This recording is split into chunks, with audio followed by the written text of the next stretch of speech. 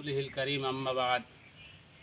আজকে আমরা পূর্বরতাবাড়ি আঞ্চলিকের অধীনস্থ পশ্চিম দলিবিল সবাই মক্তবের 2024 বর্ষের ফাইনাল পরীক্ষা সবাই মক্তবের ফাইনাল পরীক্ষায় আমাদের মহল্লার থেকে 5 জন তারা উত্তীর্ণ হয়েছে। তার মধ্যে 4 জন মেয়েরা এবং 1 জন ছেলে উত্তীর্ণ হয়েছে, যার জন্য আমরা মহল্লাবাসী তথা কিছু আমাদের বিশেষ অতিথিও আমাদের উপস্থিত হয়েছেন।